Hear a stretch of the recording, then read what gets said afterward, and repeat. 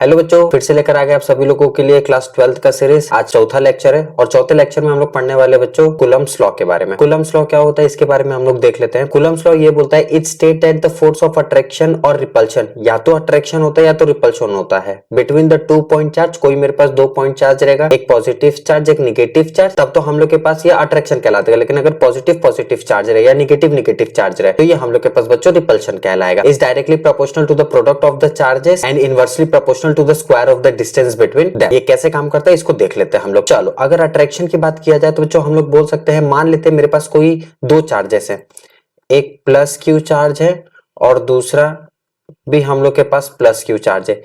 इसके और इसके बीच की जो बच्चों डिस्टेंस है वो मान लेते हैं कोई डिस्टेंस हम लोग के पास आर है। ठीक है, इसके और इसके बीच की जो डिस्टेंस है वो हम लोग के पास आर है। अब यहां पर जो फोर्स निकल रहा है, यहां का फोर्स क्या करेगा, कुछ यहां पर आ जाएगा क्यों, क्योंकि पॉजिटिव चार्ज में यहां पर काम कर रहा है। यहां का भी फोर्स कुछ इधर आ जाएगा क्यों, क्योंकि ये भी हम लोग के पास क्या काम कर रहा है, पॉजिटिव चार्ज काम कर रहा है। ये हम लोग के पास फोर्स एफ और ये भी हम लोग के पास फोर्स एफ। अब पॉजिटिव और पॉजिटिव चार्ज है तो यहां पर तो अट्रैक्शन का कोई भी काम नहीं हो रहा है, तो ये वाला जो पाथ रहेगा बच्चा वो हम लोग के पास होगा रिपल्शन का। ठीक है, ये वाला जो पाथ है वो हम लोग के पास रिपल्शन का होगा। ठीक है, लेकिन अगर अट्रैक्शन की बात किया जाए तो मान लेते हैं यहां पर हम लोग के पास प्लस Q1 चार्ज है, ये हम लोग के पास Q1 चार्ज इसको ले लेते हैं और इसको हम लोग Q2 चार्ज ले लेते हैं। ठीक है, ये प्लस Q1 चार्ज है, ये हम लोग के पास माइनस Q2 चार्ज है। ठीक है, अब जैसे ही इसके बीच की कोई डिस्टेंस हम लोग देख लेते हैं, इसके बीच की जो डिस्टेंस है वो कुछ R है। ठीक है, इन दोनों के बीच, इन दोनों चार्ज के बीच की जो डिस्टेंस है वो आर है। अब इधर देखने वाली बात बच्चा ये है, ये माइनस क्यू है तो प्लस के तरफ इसके फोर्स मान लेते हैं, यहां पर फोर्स कुछ एफ यहां पर, और ये माइनस प्लस है तो इसका कुछ अट्रैक्शन यहां पर होगा, इसका एफ यहां पर है। अब ये दोनों एक दूसरे की तरफ क्या कर रहा है, अट्रैक्शन कर रहा है। क्यों, क्योंकि पॉजिटिव और निगेटिव चार्जेस यहां पर पड़ा हुआ है। तो ये वाला जो काम करेगा बच्चों, ये हम लोग को काम करेगा अट्रैक्शन का। तो कूलम्ब्स लॉ क्या कहता है, ध्यान से देखना। ये कूलम्ब्स लॉ ये कहता है कि the force of attraction, the force of attraction और रिपल्शन, ठीक है, द फोर्स ऑफ अट्रैक्शन और repulsion between the 2 point charges, किसी 2 पॉइंट चार्जेस के बीच में है, एक पॉइंट चार्जेस प्लस क्यू, दूसरा पॉइंट चार्जेस प्लस क्यू। कब, जब हम लोग के पास रिपल्शन हो रहा है। अगर अट्रैक्शन की बात किया जाए तो हम लोग के पास एक टाइम प्लस क्यू चार्ज और दूसरे time minus Q charge. It state that the force of attraction और repulsion between the 2 point charges is directly proportional to the product of charges and inversely proportional to the square of the distance between them. Clear है। अब देख लेते हैं इसके कुछ derivation से बच्चों, डेरिवेशन देख लेते हैं। बोला क्या है, द फोर्स ऑफ अट्रैक्शन जो है F इज प्रोपोर्शनल टू किसके बराबर है, ये Q1 और Q2। कोई 2 पॉइंट चार्जेस था हम लोग के पास, एक Q1 और Q2। हम लोग इसको मॉड में ले लेते हैं। मॉड में मैं इसीलिए ले रहा हूं क्योंकि ये अट्रैक्शन और रिपल्शन दोनों कर रहा है, मतलब पॉजिटिव और निगेटिव चार्जेस ये दोनों अपने पास ला रहा है।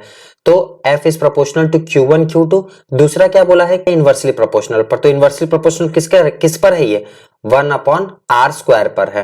तो F is inversely proportional to 1/r²। इसको बच्चों इक्वेशन फर्स्ट मान लेते हैं और इसको हम लोग इक्वेशन सेकंड मान लेते हैं। क्लियर है। तो इक्वेशन फर्स्ट में इसने क्या बोला कि charge is directly proportional to the product of charges and inversely proportional to the square of the distance between them. इन दोनों हम लोग इक्वेशंस को कंबाइन कर देते हैं, कंबाइंड बोथ इक्वेशन।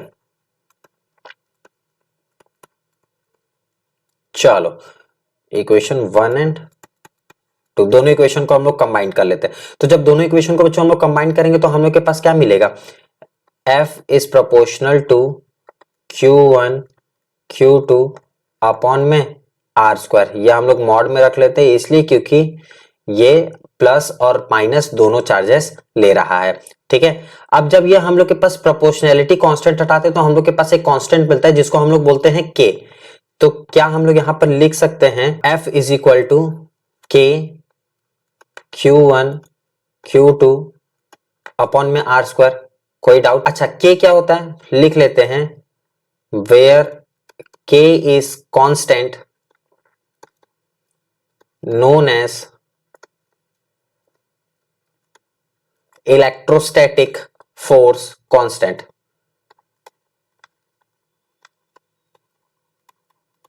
electrostatic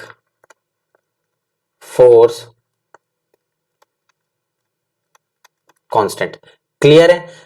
के क्या होता है? हम लोग के पास एक कांस्टेंट है जिसको हम लोग इलेक्ट्रोस्टैटिक फोर्स कांस्टेंट के नाम से भी जानते हैं। बच्चे इस के की एक वैल्यू होती है, जो वैल्यू होती है वो होता है F is equal to 1/4 pi epsilon naught Q1 Q2 upon में R स्क्वायर। ये कहलाता है बच्चों हम लोग के पास कूलम्स लॉ। किसी को कोई भी डाउट है तुरंत कमेंट करके आप लोग हमसे पूछिए। तो कूलम्स लॉ समझ में आ गया। द फोर्स ऑफ अट्रैक्शन और repulsion between the point charges is directly proportional to the product of charges and inversely proportional to the square of the distance between them. Clear है सभी लोगों को? ये हो गया हम लोग के पास कूलम्स लॉ। अच्छा, इसमें एक वर्ड आया है एप्सिलॉन नॉट। एप्सिलॉन नॉट को बच्चों हम लोग कहते हैं permittivity of free space. Permittivity of free space, ठीक है। इसकी जो वैल्यू होती है एप्सिलॉन नॉट की वो होती है 8.854 इंटू 10⁻⁻12, ठीक है। और के की जो वैल्यू होती है वो हमने बता दिया था 1/4 पाई एप्सिलॉन नॉट, ये के की वैल्यू होती है। अच्छा, इसकी भी वैल्यू होती है 1/4 पाई एप्सिलॉन नॉट की बच्चा वैल्यू होती है, वो जो वैल्यू होती है वो होती है 9 इंटू 10⁻⁹। ये होती है हम लोग के पास एप्सिलॉन नॉट की। ये होती है हम लोग के पास बच्चा के की वैल्यू जो कि 1/4 पाई एप्सिलॉन नॉट है। अच्छा, ये 1/4 पाई एप्सिलॉन नॉट जो 9 इंटू 10⁻⁹ है वो कैसे आए वो देख लेते हैं हम लोग, ठीक है। चलो देख लेते हैं 1 कूलम्ब ऑफ चार्ज कितना होता है, उसी से हम लोग 9 इंटू 10⁻⁹ की वैल्यू हम लोग निकाल लेंगे। चलो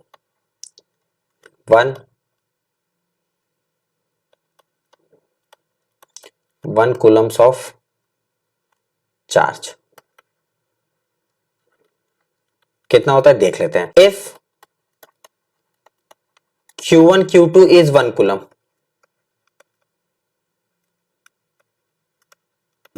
देखो हम लोग के पास चार्ज थे जो Q1 Q2 थे वो 1 कूलम कह रहे थे। जो हम लोग के पास रेडियस था वो 1 मीटर का था, ठीक है। और 1/4 पाई एप्सिलॉन नॉट जो था वो हम लोग के पास 9 इंटू 10⁻⁹ था। क्लियर है? अब रख लेते हैं सीधा कूलम्स लॉ पर। F इज इक्वल टू के की वैल्यू हम लोग के पास 9 इंटू 10⁻⁹ इंटू Q1 Q2 क्या है 1 होल अपॉन में R का स्क्वायर मतलब 1 का स्क्वायर कर लेते हैं। तो F is equal to 9 into 10⁻⁹ into 1 upon में 1 का स्क्वायर करेंगे तो 1, इसको भी इंटू कर लेंगे तो ये पूरा का पूरा 1 आ जाएगा। तो F is equal to 9 into 10⁻⁹। अब फोर्स है तो इसकी यूनिट क्या होगी न्यूटन। 1 कूलम्ब ऑफ चार्ज पता चल गया कि 1 कूलम्ब ऑफ चार्ज कितना होता है, F is equal to 9 into 10⁻⁹। अब इसके यूनिट्स और डायमेंशन देख लेते हैं। K का जो यूनिट और डायमेंशन मतलब 1/4 पाई एप्सिलॉन नॉट K है, उसका जो यूनिट है और डायमेंशन है वो क्या होता है वो देख लेते हैं। चलो यूनिट एंड डायमेंशन किसका, K का और एप्सिलॉन नॉट दोनों का हम लोग यूनिट और डायमेंशन देख लेते हैं।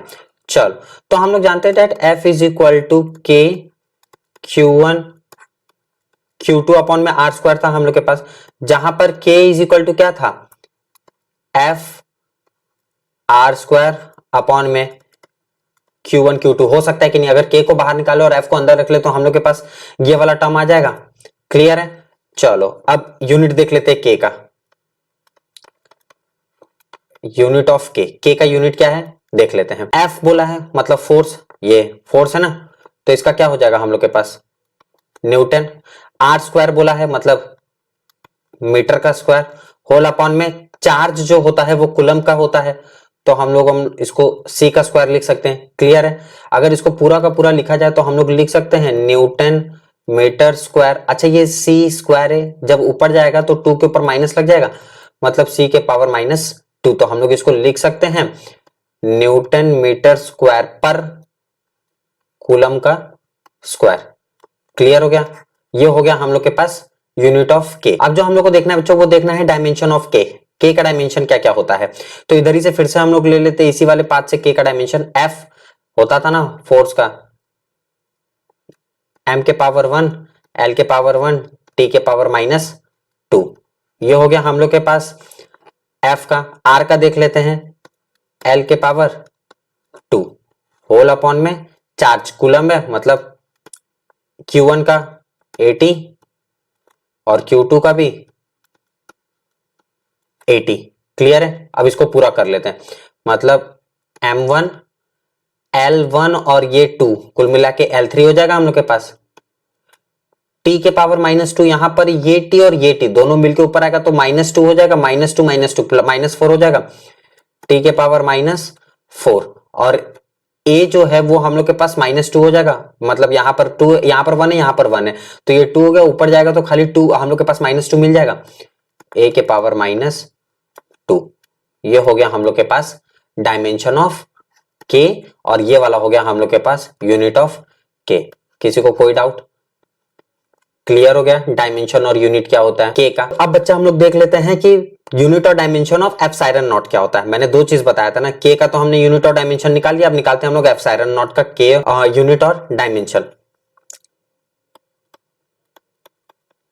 यूनिट ऑफ एप्सिलॉन नॉट, ठीक है, एप्सिलॉन नॉट का यूनिट देख लेते हैं। K इज इक्वल, K की वैल्यू होती है हम लोग के पास 1/4 पाई एप्सिलॉन नॉट। अब एप्सिलॉन नॉट हम लोग को निकालना है, तो क्या हम लोग एप्सिलॉन नॉट को बाहर निकालेंगे तो जो हम लोग को मिलेगा वो क्या मिलेगा, 1/4 पाई K, ये हम लोग को मिला। तो 1/4 पाई तो हम लोग के पास कांस्टेंट टर्म है जिसकी कोई वैल्यू नहीं, K लिख लेते हैं। Epsilon naught is equal to 1/K हो जाएगा हम लोग के पास।